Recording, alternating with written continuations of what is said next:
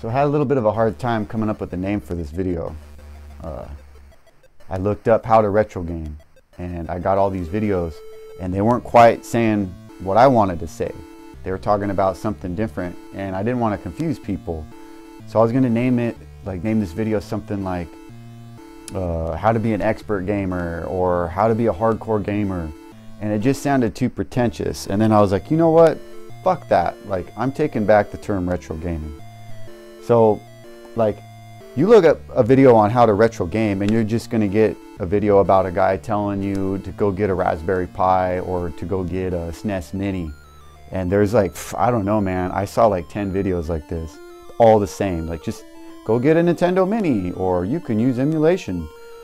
And to me, that'd be like if I looked up how to play guitar or how to skateboard, and the video was like, just go to Walmart and get a skateboard.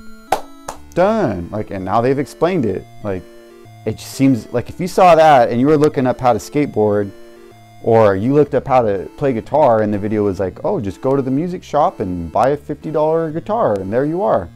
If you saw that, you'd think that was absurd. But that's what we're getting with retro gaming, as if like all you have to do is buy a little console and now you're retro gaming. So there's a lot to it. So this is about how to take retro gaming as a serious hobby. Just like anybody that plays guitar, plays chess, you know, like check this out. Like, what if you walked up to somebody and you're like, oh man, so you got any hobbies? And they said, oh yeah, I like to play guitar. And you said, oh, so what songs you working on? And they say, oh, you know, I've been playing for like 20 years. I'm playing Mary Had a Little Lamb and Twinkle Twinkle Little Star right now. You'd think they were fucking with you, right? Like, that would be weird if somebody said that. But that's what's going on in retro gaming.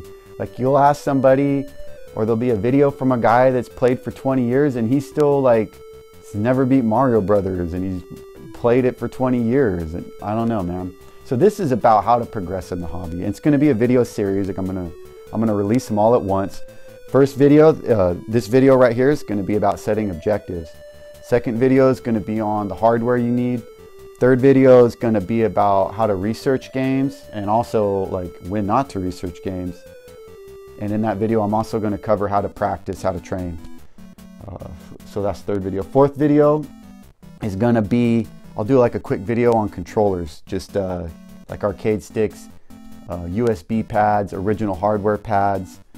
And my last video I'm going to do is probably a short video on why retro gaming should be considered as a serious hobby, and like what are the benefits of it.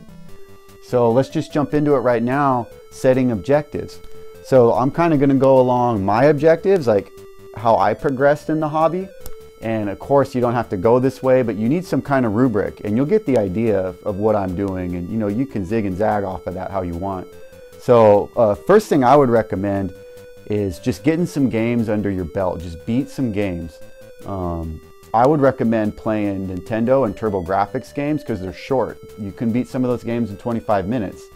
So there's TurboGrafx games, Nintendo games like Castlevania that's just as hard as like say a PlayStation game that takes an hour, but the thing is there's just more meat on that bone. When it's an hour-long playthrough, there's just more parts of the game you got to memorize. There's just, when you actually sit down to do a full run of the game, it's going to take you an hour for each practice session. So it just takes longer. So those games are going to take you like an hour, or excuse me, they might take you a month, whereas say another Nintendo game that only takes 20 minutes to get a full playthrough, that's only going to take you like 2 weeks because it's half as long. So I'd recommend that, but whatever, you know, pick up consoles, whatever console you're into, and just beat some games. And when I say beat games, I'm saying beat it at normal difficulty. And you can use save states to practice, you can use cheat codes to practice, you can use emulation. But when you actually sit down for your full run, no cheat codes, no save states, none of that. You know, you got to beat it legit. And if you can play it for your full run, like to consider it a win, if you play it on emulation, there's nothing wrong with that. In fact, emulation is usually harder because there's more input lag on emulation. Okay, so yeah, so that's like step one. You want to beat some games like that. I don't know, beat like 5 or 6 games like that. And this will get you some confidence, like, oh shit, I can beat hard games, you know? And thing here is, don't beat the hardest games on a system. Like, I would stay away from shooters. You're gonna wanna focus on console games and not arcade games. Console games are easier. Yeah, you might wanna stay away from shooters. Don't, like, any of the well-known hardest games, Battletoads, Ghosts and Goblins, Hagane, Alien Soldier, you're gonna wanna stay away from those at first until you get some wins under your belt and some confidence. Otherwise, you'll just get frustrated and you'll be like, I can't do this. You know, it won't be as much fun. And there's plenty of these games. This is the majority of games anyways. So after you've done that for a while, you know, maybe that's getting stale, or, you know, you just want to up your game, start picking the hardest games on consoles. What would you say? Like, you want to directly go out and find the hardest games on consoles. So Nintendo, Iron Sword, Battletoads, Ghosts and Goblins, Super Nintendo, you're gonna want Hagane. Yeah, you want to find those games. Just, you know, you can look up top 10 hardest, just games people are saying are the hardest, or you can remember from your youth, like games that kicked your ass. Now go beat the hardest games on a system. So once you've done that, you know, at this point, you've probably been playing games for like a year. You know, maybe 2 years. This could take like 2 years of time to get to that point where you beat, say, 5 really hard games and 10 easier games. So at this point, you can go a couple of different ways. One way you can go is go into playing arcade games for 1 credit clears.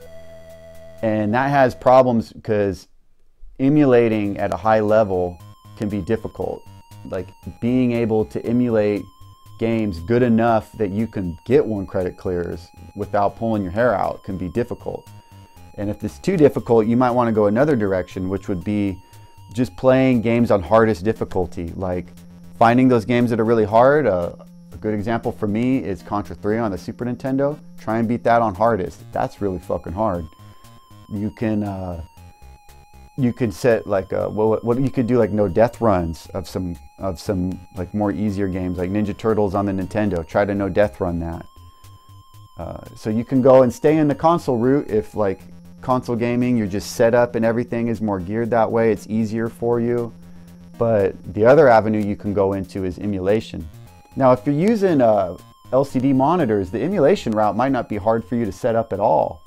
I don't know a lot about LCD monitors, but I know people do that, and they do it at a high level now. They've got the lag really low on LCDs. I went the CRT route. When I started out gaming, there was no low latency LCDs, so you basically had to get CRTs, and I've just been stuck in that avenue. So trying to get emulation on a CRT, like a standard definition, like I got over here, is difficult. It's doable, and I've done it, and it's awesome once you set it up. I'll talk about that in my next video a little bit, but it can be a bear. But once you get that set up, and you're playing arcade games, they typically are played for 1 credit clears, 1 CCs, 1 coin, and you got to beat the game on 1 coin. And that's kind of like beating a Nintendo game with just 1 continue. You know, try to beat Ninja Gaiden with just 1 continue, and that changes the game. It gets a lot harder.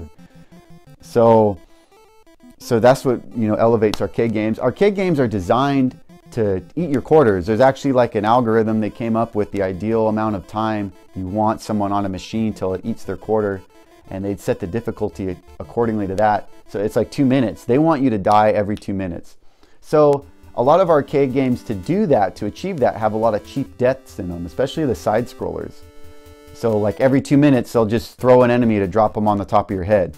And the thing is, like with us now and all of our equipment, and we're not actually pumping quarters in, they're not that hard because you can just memorize all these cheap deaths where the enemy drops on your head, and you can find a way around it.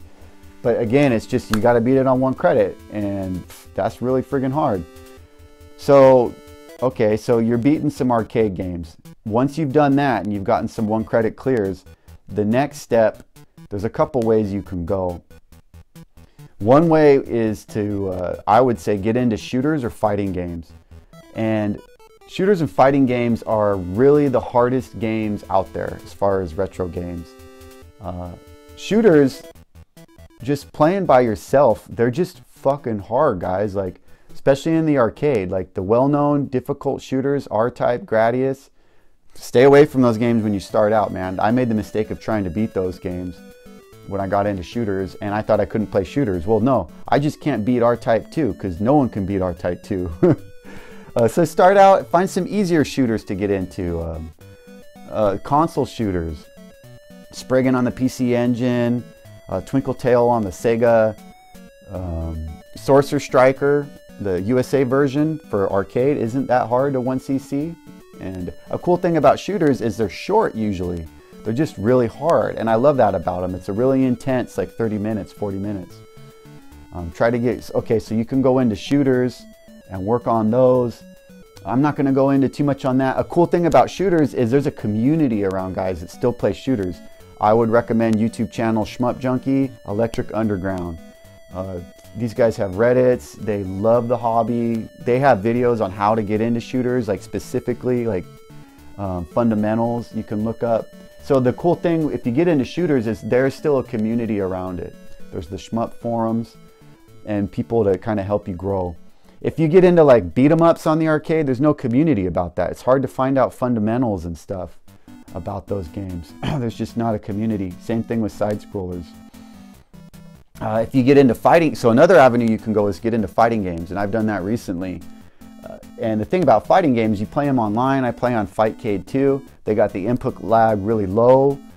If you play guys in your country, or if someone has really good internet, there's no glitching or anything. It just plays super smooth. It's amazing. You can play games, popular fighting games online now. And you're playing against a human here. And a lot of these guys have been playing these games for like 20 years, and they are super good. So a way you can progress in this is get your rank up. Like fighting games will rank players. At the bottom is rank E, and moving up is D, C, B, A, and E. Excuse me. The top rank isn't E, that's the bottom. The top rank is S. And say like, okay, I came in, I'm an E rank, getting my ass kicked. I'm gonna try and get C rank by the end of the year. Like, that's a serious achievement on a fighting game like Super Turbo, where guys have been playing it for 20 years. Well, you wanna get to middle of the pack in 1 year? That's pretty good. And then, you know, the next year I wanna get to A rank. So, and these guys are practicing, they playing every day. Like, when you learn a computer, like, it's like learning an opponent. Like, but the opponent will, no, I shouldn't go that way. I can't do that analogy. But the thing is, humans adjust. Whereas once you learn a CPU, you know its tricks. It's like playing Simon Says. You just memorize what you have to do, and you're going to beat it every time as long as you can execute. But playing a human, it's totally different. You know, yeah, fighting games are really difficult, and they require a lot of skill and practice. They're kind of like playing a musical instrument. Like, you need to keep playing the same game to keep your skills up, or you'll go online to play somebody who has been keeping their skills up, and they're just gonna whomp you. So yeah, you can go fighting games, get into shooters. Another avenue you can do that I've done is getting 2-alls. So there's 1-alls and 2-alls, and that term is typically reserved for shooters. A 1-all is getting a 1 credit clear on the first loop of a game. A lot of shooters and some non-shooters will have a second loop to the arcade game, and the second loop's going to be harder. And if you can beat the second loop, like beat the first loop, keep playing, and beat the second loop on 1/4 on 1 credit, it's called a 2-all. And it's really difficult. That is really difficult in a lot of games. I got a 2-all on Sorcerer Striker. And I say it's really difficult, but I think it only took me like a month and a half to get it. You know, there's console games that take me longer than that. And one of the cool things, like I said, is shooters typically aren't as long, so it's more practical to do that. And the thing about getting a 2-all is you have to get a 1-all even to get to the point where you can practice your 2-all. So you really need save states in this instance, because you don't want to like practice, like have to get through the whole first loop of the game every time you get to the second loop. You know, you just need to have a save state at the second loop and keep practicing the second loop and get good at that. So yeah, you can practice trying to get 2-alls. After that, I mean, at this point, you've been playing games for years if you get to this point. After that, the next step you can go up is trying to get speedrun games, trying to get no deaths on hard games, try to play for score and get high scoring games. So at this point, you've been playing for years, there's going to be some games that you'll find yourself coming back to, like just to kill 20 minutes. Like I'll come back to Castlevania, Willow, Street Fighter 2. I can just sit down any day of the week at any moment and I can beat those games on 1 credit, or you know, just beat them, whatever, on Castlevania. And you'll get so good that you end up like not dying on these games because you beat them so many times. And then you'll start like setting higher objectives, like maybe I can beat Castlevania with no sub-weapons, or maybe I can speedrun it and try to get hit by the bat so it'll knock me up onto a higher platform of the game. And you really start picking some games apart. And this will just happen naturally. So if you want to run with it and go into that avenue, the natural way to go is speed run for certain games and then score attack for other games. Like shooters are really designed for score. Like it's silly to speed run those because they auto scroll, so everybody kind of gets the same time anyways. The game basically forces you to speed run it. So you would score attack, and those games are designed for score. Now other games like Castlevania would be really boring to play for score. Like, I don't know, you would probably just go back and forth and spawn enemies, and just, that's no fun. You know, what would you call it, like grinding for points. But yeah, that game you would play for speedrun, and there's communities around these two things. After that, I mean, that's basically it. That's all I got for you as far as progress, but that's like enough for a lifetime, really. You can, if you're a creative person, you can try to give back to the community, make YouTube videos, make your own video game, make a ROM hack for a game, you know, but not everybody's creative. Nothing wrong with that. It's just, if you are creative, you really do need to find a project, and if you're not, don't worry about it. But that's an avenue you can go to, like trying to give to the community and do something creative on your own. Yeah, I think that's about it. So yeah, we'll wrap up this first video. The next video is going to be about what kind of hardware you need. So go out there and beat some hard games for me, guys.